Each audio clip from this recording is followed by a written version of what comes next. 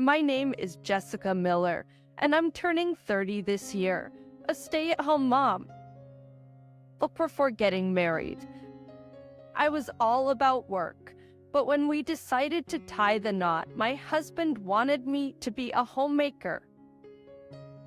I thought it might be an unsatisfying life, but being a homemaker turned out to be harder than I expected. Now, I'm enjoying the domestic life.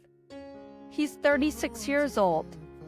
We got married last June, so I guess we're still newlyweds. I think my marriage to Kevin happened pretty fast. We met at a bar. A friend dragged me there.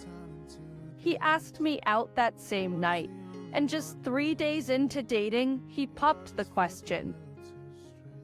I was just trying to keep up with the pace, and before I knew it, we were married. I wondered if there was a reason he was in a hurry, but I was honestly thrilled with the proposal, and I don't regret saying yes. His folks live just a 10-minute drive away, and we visit back and forth pretty often. We settled close to his parents' place, fulfilling his mom's wish. We're thinking about buying our own house, but decided to save up a bit more before diving in. After getting married, I realized just how clingy my mother-in-law. Martha is with my husband. I believe every mom has some level of attachment to her son.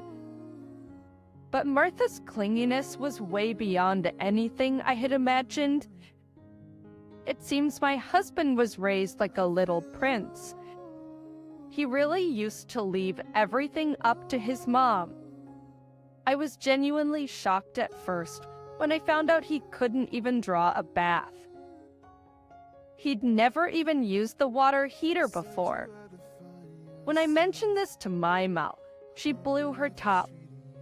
How could you make my baby boy do such a thing? You had him prepare the bath. Are you even a wife? Unbelievable. And apparently, a wife should anticipate her husband's needs and always stay 3 steps behind him. It's like they expect a psychic. If there are household chores that can be shared, they should be. And just because I'm a homemaker doesn't mean all chores should fall on me. When I told my husband this, he just furrowed his brow. It seems my husband, Kevin, has been thoroughly marinated in his mom's skewed teachings, and I often sigh in secret. Changing the mindset of my husband and Mill looks to be a tough road ahead. I recently realized that Kevin hasn't told his mom the real reason I quit my job. Sometimes when she comes over and throws shade, suggesting I'm living off Kevin's earnings, it catches me off guard. That I'm living the life because of his income. I didn't quit my job on my own. Kevin wanted me to focus on our home. Before I could even finish my side of the story, Mill's eyes bulged with rage as she started to scold me. You know what? I'll put everything on my baby boy's shoulders. I want you to respect him more in your daily life. Of course, that includes me, his mother. She said that with such a snort. I knew this was a lost cause. Then, for nearly 2 hours, I had to listen to her endless praise of her son's greatness and her fixed ideas about what a daughter-in-law should be. While listening, I got the impression she was bothered by something specific. It was the difference in education between me and my husband. I graduated from a state university while he's from a private college. Seems like she's hung up on that fact. I'm so tired of hearing educated women like you every time there's an issue. My most common dig is that highly educated women don't know how to support their husbands. I can't even count how many times I've been told that since we got married. And really calling her own son my baby boy just sounds insane and creepy to me. Someday, I'm going to tell her just that. The only problem since getting married has been my mother-in-law. Other than that, life was going smoothly. At first, I thought I could just tolerate her occasional visits. But as time went on, tolerance started to wear thin. Honestly, I regret quitting my job. When I confided in a friend about this, they warned me that if I worked, she would start saying I couldn't have kids because I was too busy working. And I think they're absolutely right. In the end, my mother-in-law probably thinks I stole her baby boy from her. No matter how good of a daughter-in-law I am, she would never run out of complaints. Realizing this, I felt a weight lift off my shoulders. Maybe I had been trying too hard. Once I started to forgive her, my attitude must have changed too. She seems irritated now that I remain unfazed by her sarcasm. The old me, who used to get downhearted by jokes, is gone. The old me, who used to get downhearted by just a little snide remark, is gone. My mother-in-law, who was enjoying her bullying, took a major hit when I stayed cool. Then one day, an offer to return to work came my way. I consulted with my husband out of courtesy, though I asked my mind was already made up about going back. He seemed to have noticed my resolve, and to my surprise, he didn't object to me resuming my job. At night when I decided to return to work, my husband had his conditions, but I agreed to all of them. My mother-in-law blamed me for returning to work 6 months after getting married. She heard from my husband that I was going back and even came over the day before to throw a jab. I always knew you weren't the kind to settle down at home, she said. I explained to her that I was returning to a job that allowed me to work from home. I made it clear that I intended to balance it with household chores. I sighed quietly, knowing that if I slipped up in any way, she would be right there to say, "I told you so. The road ahead is going to be tough." Still, being able to return to work while almost maintaining a stay-at-home mom status was fortunate. Since I resumed working, my mother-in-law started dropping by our house more often than before. She comes to check if I'm slacking off on the housework. I work from home, so there are times when I'm in the middle of meetings. She doesn't care and interrupts me anyway, which is quite annoying. Thus lately, she quit her long-time part-time job and seems to have too much time on her hands. I wish she would find a hobby class or something to fill her time. She's got time on her hands, which is why she's so nosy. I guess that day, I was swamped with work. With the year-end rush approaching, deadlines were moved up significantly. And a junior colleague who took over my work before my marriage leave reached out for help. And I couldn't say no when asked for assistance. Like seconds TEHPing, I was desperate as it had been a while since I had done this kind of work. But my mother-in-law couldn't care less about my situation. Suddenly, she came over just before noon and demanded that I make lunch. Honestly, I didn't even have the time for that conversation, I'm really swamped today. I don't have time to cook for you, mother-in-law. How about we order something? What would you like? As I said this and reached for the takeout menu, she flew into a rage, slamming the table and yelling, "I can't believe this!" Startled by the sudden loud noise, I was taken aback. "Excuse me? Is there a problem?" I tentatively asked my mother-in-law, who was red-faced with anger. Then she glared at me with furious eyes. "I can't believe it! What a lazy daughter-in-law you are! Akri, you're just after my son's money." I thought, what an absurd fantasy that was. She started railing against me as the worst daughter-in-law and began stamping her feet right there. She was acting like a tantrum-throwing child. What do you mean? Etchins, I was about to lose my temper being accused so baselessly when it was already short on time. Poor son. The worst. She kept saying, using her limited vocabulary to berate me. Watching her continue to insult me like an idiot, something in me just snapped.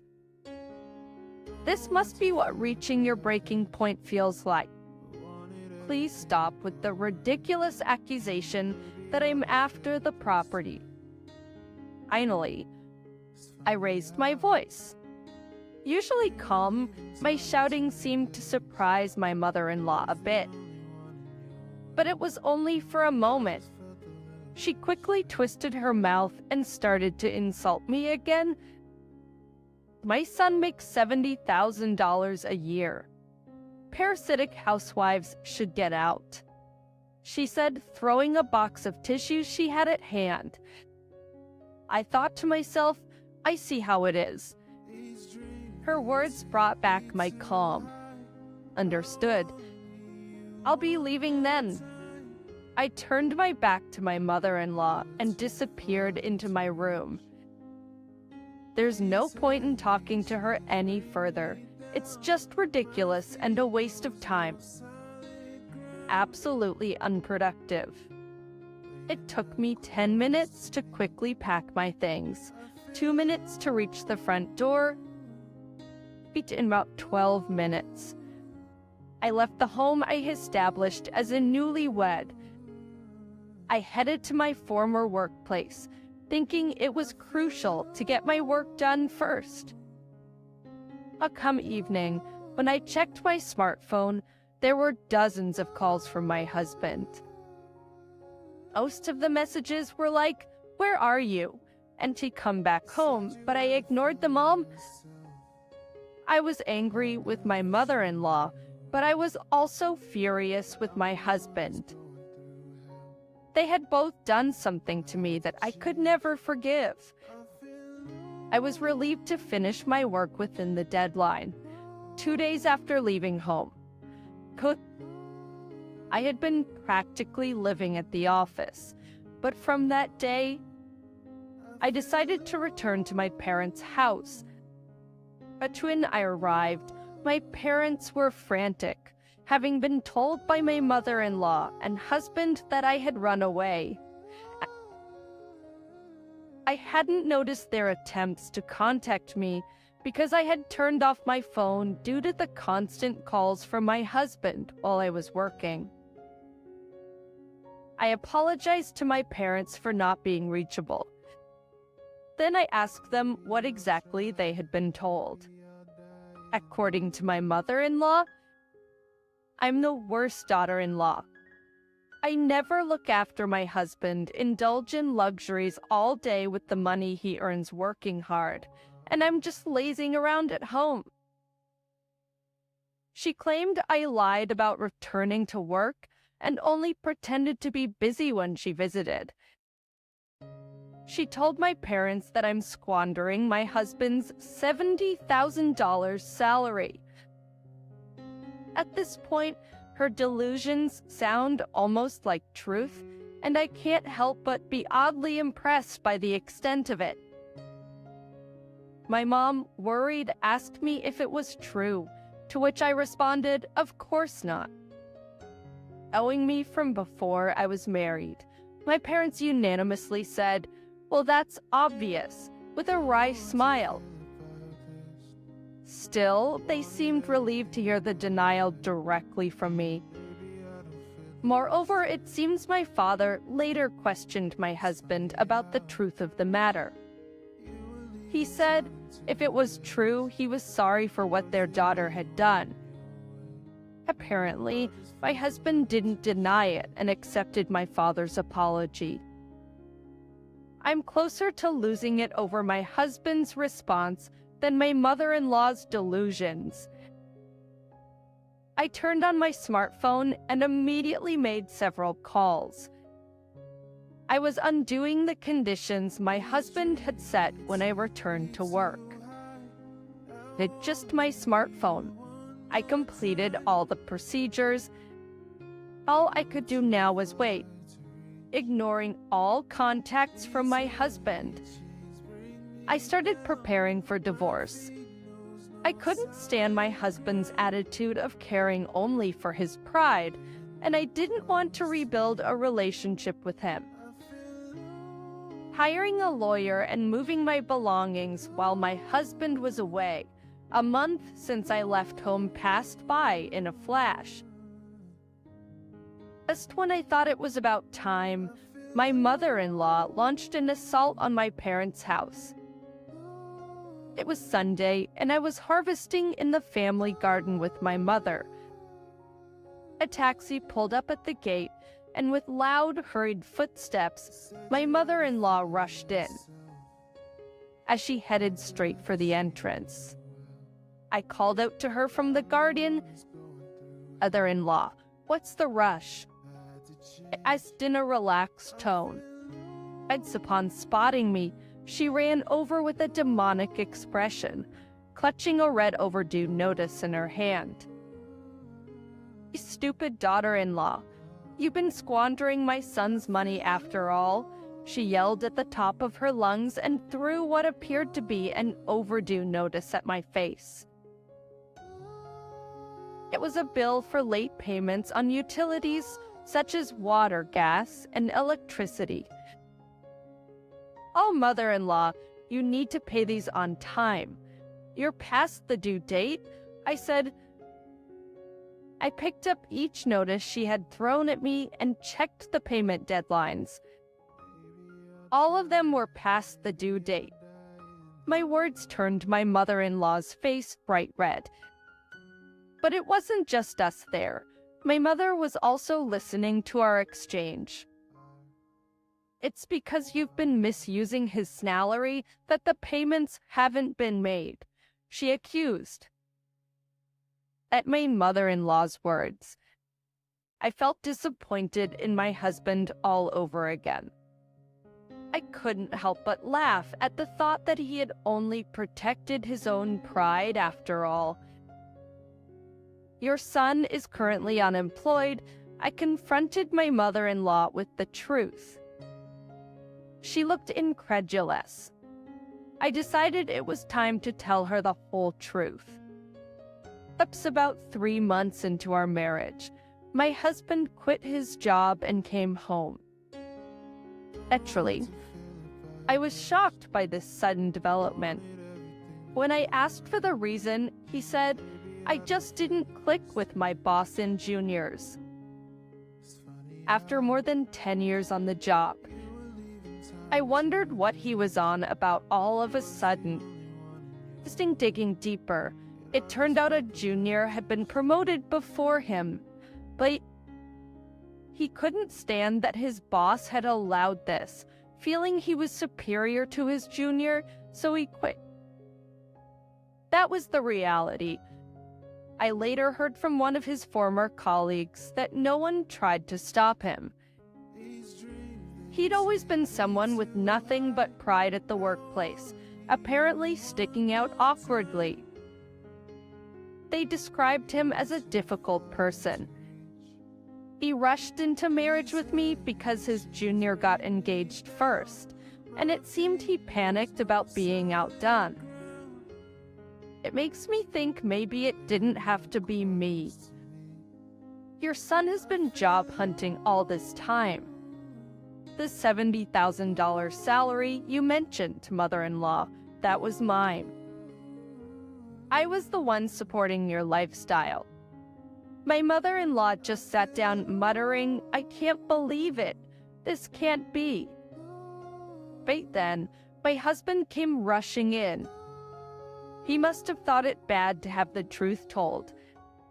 There was a note left at his parents' house, so he rushed over. "Kevin, I've told everything to your mother about the conditions for my return to work, too. The promise that I would pay for your mother's living expenses. You've been telling her that you were the one paying, haven't you?" My husband went pale, realizing everything was exposed. My mother was beyond dismayed. The mother-in-law seemed unable to recover from the shock that her beloved son had lied to her. "Mother-in-law, please think carefully about who the parasite is," I said to her as she was escorted away by my husband, shuffling back. After that, I divorced my husband. At first, he babbled something about starting with a separation, but I wanted the divorce as soon as possible. My marriage has become a dark chapter in history. The joint savings seem to have been depleted by my husband's spending, and the rent for the apartment we lived in is in arrears. As for the division of property, there's almost nothing in joint or my husband's name. He's jobless and has been left with nothing. My mother-in-law is going back to work part-time again.